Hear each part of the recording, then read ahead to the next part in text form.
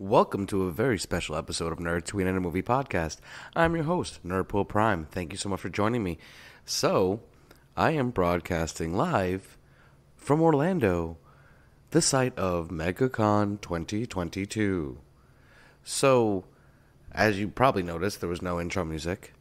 I'm on site and didn't bring the audio files with me that I need, but I still wanted to get this recorded and up as soon as possible. So this is my first big Comic-Con. I've been to a few smaller ones. I went to Collecticon and I totally thought that was big. Yeah. Collecticon was like the younger little brother that got picked on compared to this. It was, I was in awe. I have to admit that being by myself and trying to traverse the sea of people and maneuvering to get all the covers and signatures and this and that I needed. Let me tell you, there was a couple times where I was just overwhelmed to the point where I completely lost where I was. I didn't even, I'm looking around like, wait, what was I? Where was I going? What? Ah, damn it. And I would have to realize I had walked past where I needed to go. And I know I want to say that I thought I was prepared. I spoke to quite a few people today, and the general consensus is I was not ready. I've been preparing for this for a year at this point. I missed going to Megacon last year, and I just knew I wasn't going to do that again. So here I am. One of the main reasons why I came is so I could see Kevin Conroy and hear his panel, and of course I missed it. I was just too busy looking at trying to get all the books that I wanted and needed, and meeting the people like Javon Jordan and Garrett Gunn, two people who I've interviewed remotely, and I finally get to meet them in person, which was I can't even express how amazing that was to finally meet them in person. I mean, you feel like you know someone, and then you meet them and you actually do know them, and it's pretty cool. I met another person who's big in the whatnot community, Skeff, from Skeff's Comics. We're walking by, I was like, hey, you're Skeff? He's like, yeah, I know Tween. He's like, oh man, it was really cool. Matching a face to the name. I mean, I've been on camera before, and I do this podcast, and he should have seen, but whatever. But yeah, I just, the consensus was I thought I was ready. I brought tons and tons of books thinking that I was prepared and this, that, and believe me, I wasn't. I have one of the biggest takeaways I have to say is however much money you think you need, triple it. Hands down. No questions asked. Not everyone is even as lucky as me to be able to go get a whole bunch of stuff at a con day one. Well, my day one, it's technically day two. And then go back to where I'm staying and be able to flip them and be able to go back with more funds tomorrow. That's not something that everyone gets. So for me, even as someone who has that luxury, I still didn't have enough. I've pretty much done everything that I've wanted to do besides, meeting the celebrities. And that's a big thing for Saturday. I didn't get to see Frank Miller. They sold out of the tickets, and it was a lot of money. It was about $80 just to do that. He got something signed, which is pretty cool. But when I had so many other things I had to do, Frank, while a legend, he didn't really impact my recent collection. The books that I went and got were like the Javon Jordan Good Boy foil exclusive, which sold out by like 11 o'clock. I was lucky enough to get one, and I was able to get it signed by both Javon and Javon. Damn. I feel like I had a long day. I feel like I'm butchering his name right now. And Garrett Gunn. So, and then I also was able to get the Good Boy Volume 2, number 1 Megacon exclusive signed by both him and In-Hyuk Lee, who did the cover. Those books I just ran to go get, so I definitely missed that first panel. And man, like I said, and like walking through, I saw all these great things. I was like, oh, this is cool, toys, this, that, comics. I didn't even look through any of the bins. Like, you know how people, if you ever been to a con, there's just people with just boxes and boxes and boxes you just go through. I didn't even look at a single box. Not even a single box. And I was there all day. Well, I left, I think, about 2 hours early because it was just too much for me. I spoke about how I'm not a young kid anymore, and my body is like 3 times as old as my actual age is. So by about 4:30, 5 o'clock, my back was like, yeah, bro, it's time to go. And that definitely is part of the reason why I realized that this is definitely not a one-man job. I was supposed to have a couple people with me. Things fell through, and it just one thing led to another, and here I am all by myself. But in regards to being prepared, I wasn't. I walk through, and there's literally people getting tattooed. Like, you know how bad I want to get a tattoo now in the middle of Megacon?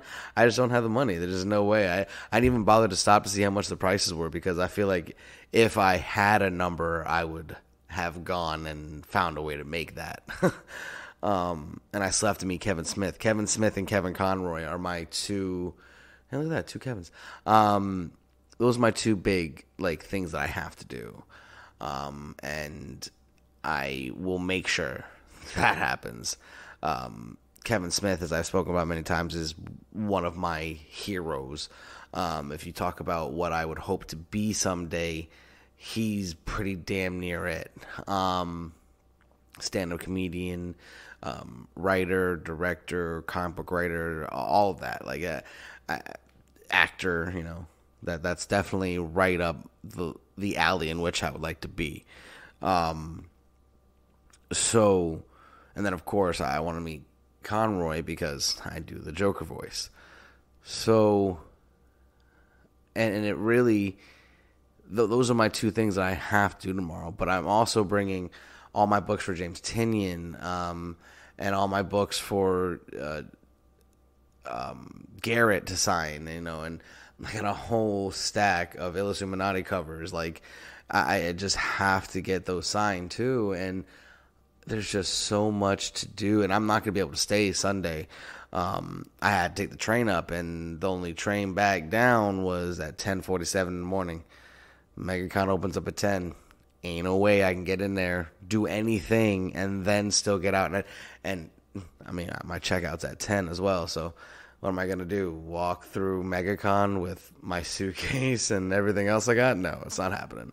So I have tomorrow. Tomorrow is my last shot to get everything I need to do. And I didn't, when I was at Collecticon, I started a bit on my channel, just one question with nerd tweeting. Didn't ask not one person one question on camera. I mean, I had all these artists literally signing stuff for me, and I had my tripod. Well, my stand, or whatever you want to call it, because technically it's a tripod. And there was just too much going on. I was able to, I filmed some of it. I took a couple pictures, but for the most part, I just was just, I don't want to say like I keep saying overwhelmed, but this was more like I was engulfed in the con fever, and I couldn't get into the content creator mindset. I was just in the holy crap, this is amazing, I'm a super nerd, in a mecca of nerdness. The amount of people in cosplay just blew my mind, and I'm kind of regretting that I didn't wear my Casey Jones cosplay today. By the time this is released, it will be yesterday. Oh no, I guess I'm gonna be. Today's Friday, so it'll come out Sunday. No, I'm gonna drop this tomorrow, and then do another one tomorrow night. Day 1, day 2, Megacon one, part 2. But yeah, I definitely wasn't in the let's make content mindset, which is something that was a misstep on my part. I should definitely have done with more forethought to make sure I got more than just a little bit of content today. So I would have time to get the experiences and the things that I want for tomorrow, instead of having to try to do all of it at one time. And the biggest issue is walking with everything. Like if I'm going to bring the tripod again, and then any books to get signed, I got to bring like two boxes. And I mean, if I got 2 boxes in my bag, got to carry the tripod. I better hope that I don't want to buy anything because I won't have anywhere to put it. Now, I mean, I'm not too far from the con, so, I could always go do all the content creator stuff with just, the tripod or whatever, and go about it like that, and then come back and load up, and then it's definitely something that's possible, and that's something I'm going to have to debate about it for a while. Unfortunately, time of this recording, it's already after midnight, and I'm sitting here having moral dilemmas about what I'm going to do for the next 24 hours. All I know is Megacon Orlando, it has been very rewarding, and I didn't really even get that much accomplished. I had a lot of issues even making it happen. Initially, I was, like I said, supposed to have one of my friends, Brent, as well as my stepdad, Big Guy, was supposed to be here with me as well, and instead it's just me. So I had to take the train up. The train was 7 hours, and I'll take the train back down 7 hours. Side note, I know Amtrak's not going to listen to this, but y'all really got to have a train that doesn't have to go all the way over to Tampa, then all the way back to go up north. That's just a little crazy. I used to do it all the time with my grandmother coming down from New York, or when I was going up to North Carolina when I was in school. So I've done it quite a few times. It's been like that for a while. Let's fix that, please. Shall we? Thanks. But pretty soon if this ever happens again, I'll be on the Bright Line, so it'll be 2 hours. So I had a lot of time to prepare in my head what I was going to do. I had all my books organized. I even broke it down into the small, like not necessarily smaller creators, but the ones that I felt I could get in and out of, like Nakayama. And wow, that was really... That's not a very good transition. That I was going to be able to get the signatures and move on quick. Like Nakayama, Sabine Rich. I was lucky. I mean, the Miranda brothers, the ones who wrote We Live and the new We Live Paladons. I'm not sure how to exactly say it. There was no line. Like, how do you walk up to those 2 creators? We Live, like, took off. It's a great series for one, but I mean, in value and in spec and everything, it exploded, and you could walk right up to them. It's like, what? Like, and I it's crazy. There's some big creators here, and one of them that I'm hopefully going to be able to talk to at length tomorrow is going to be Donnie Cates. I had my good friend Noah from Noah's Amazing Reviews, and if you're not following him on YouTube, I don't know what you're doing. He's amazing. He does great content, and he's got tons of followers. He's subscribers. He's awesome. Noah's Amazing Reviews. Just you can thank me later. I reached out to him. I was like, listen, man, I don't like asking for things. I don't like asking for assistance or anything like that. But I was like, can you do me a favor? Put in a good word with Donnie Cates about me. I want to maybe get a couple minutes with him just to have a quick interview. And I don't know how it's going to land. I mean, I only saw him briefly today. And then, like, I walked up to Nakayama, who's another person who follows Noah, and was like, yeah, Noah says hi. I was like, Noah's from Amazing Reviews. And the first thought was, is he here? No, he's not. I might have to try to, like, get him on IG, like, live or whatever, and be like, hey, Nakayama, look, it's your boy. But then, like, Tinian, another one. Like, I have so many Tinian books, like, that I want him to sign, and I don't know how much it's going to cost. I mean, there is so much value in it, so I could see it being a high priced. And man, do I walk out of there because I can't afford it? You know what I mean? Like I'm not like walk out like, how dare you charge so much? But be like, unfortunate that he was right there and I couldn't get as many signatures as I wanted. And I invested in his Tiny Onion Club, so like I was one of the founding members. So to be able to go there and use that perk with the card that I get for being one of those members and just not getting everything I need signed is gonna hurt a lot. And honestly, I don't know what I'm gonna do if I don't get it. Like I said, the biggest thing I need is to speak with Kevin Conroy and Kevin Smith, and I would really, I don't think it's gonna happen now, but I'd really love to get to just meet Brendan Fraser, just to say hi to him for like just 2 seconds. That man, I remember watching The Mummy as a kid and thinking this is the coolest dude on the planet. He is like, that's the action hero I wanted to be like. Fun side note, one of the first VHS tapes I ever bought for myself was The Mummy Returns. It was on a field trip to somewhere, I don't know where. It was an overnight field trip. We were there for like 2 days, and on the way up, we stopped at like a Walmart or something, and I saw it, and I had to get it, and I don't regret it at all. But I don't have anything from him to sign, and I think I missed the photo op opportunity already. I hope not. But I'll tell you what, once I'm done recording this, I'm definitely going to plan out my day tomorrow. Like, what panels are where and when and all of that, so I can get some content, so I can actually enjoy part of what I paid for and not just running like a chicken with my head cut off trying to get as many signatures as I possibly can. It was fun, and I'm not, believe me, I'm not like complaining, but there's definitely not enough time to do everything I need to do. there definitely isn't enough time.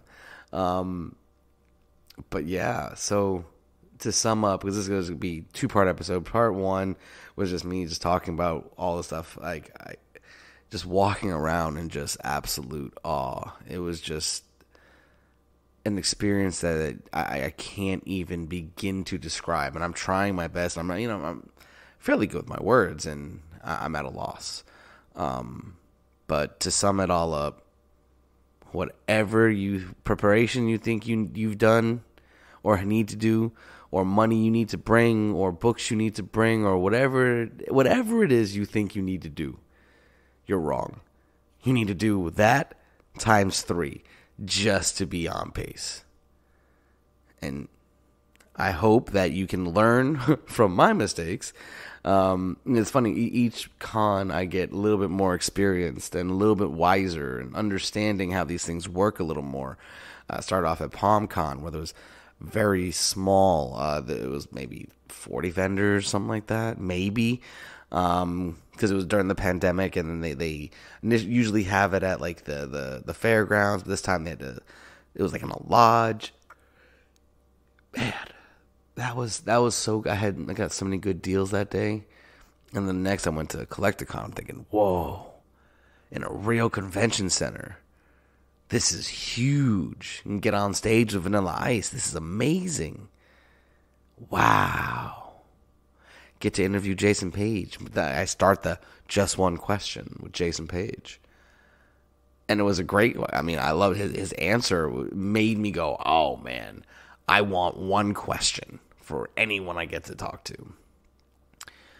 And man, Then coming to Megacon, and Megacon is on a whole nother level. And when I mean that literally, because there's a whole con floor, and then there's two other levels where there are things going on, panels, the game, tabletop games. There's even a kid area. I mean, like it's just out of this world, really out of this world. How many like just amazing things that you can see. I mean, you can go walk through a street that like looks like something from Star Wars. You can literally, and I hope it's there tomorrow. Oh my God, they had this He-Man setup where you could get on the. Oh my God, oh man, it'd be so cool. Or get a tattoo. Whew, man, just think to get a tattoo in the middle of a Comic-Con by like a renowned artist who does those kind of tattoos. Man, a guy can dream, can he? But prepare more, save more, so you can eventually do more. This is Nerdpool Prime, signing off.